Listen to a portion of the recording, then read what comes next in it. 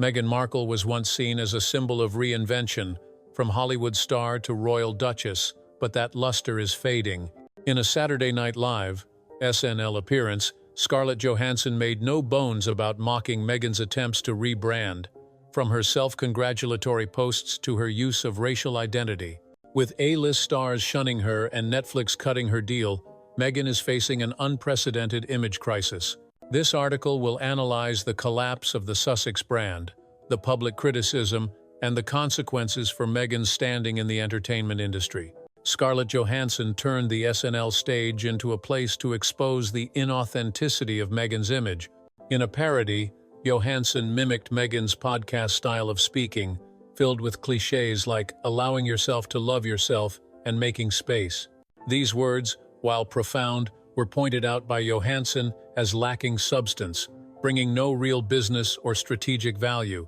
She also took a jab at Meghan's self-praise in her birthday post on American Riviera Orchard, calling it an attempt to act to hide her isolation. The audience's laughter was not only a humorous response, but also a release of accumulated frustrations about Meghan's rich victim image. This criticism reflects a larger problem: Meghan's inability to connect with the public.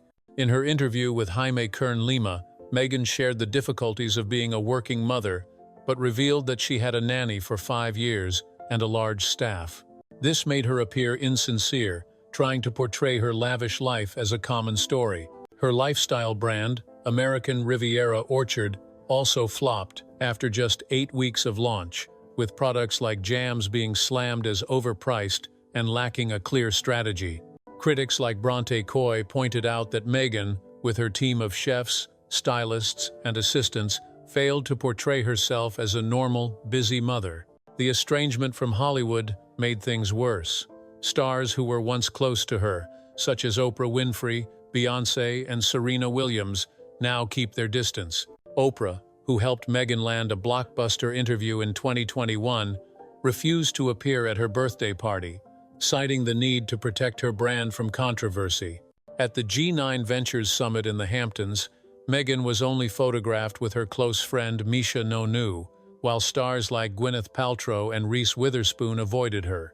Netflix, which had signed a $100 million deal with the Sussexes, has since pared back its limited first look deal, reflecting frustration with the lack of content and the constant controversy. One outspoken Netflix executive said Meghan and Harry are more trouble than they're worth. Another point of contention is Meghan's use of racial identity to position herself. She once said she didn't feel like a woman of color until she started dating Harry, but later claimed she was 43% Nigerian based on a commercial DNA test. A 2022 visit to Nigeria, where she was greeted like a princess, was criticized as a PR move to leverage her identity to bolster her image. Meghan's mother, Doria Ragland, did not appear at these events and reportedly did not support her claim of Nigerian heritage, raising doubts about its authenticity. Johansson made a joke about this on SNL, calling Meghan a person who sells her identity like she sells jam, drawing laughter from the audience at the accuracy of the sarcasm. Scarlett Johansson's performance on SNL was more than a comedy, it was a blow to the Sussex brand. Meghan, with her efforts to reposition herself through podcasts, American Riviera Orchard, and stories of hardship, has failed to hide her insincerity. The distancing from Hollywood stars, the Netflix cutbacks, and the silence from her own mother suggest that Meghan is losing allies.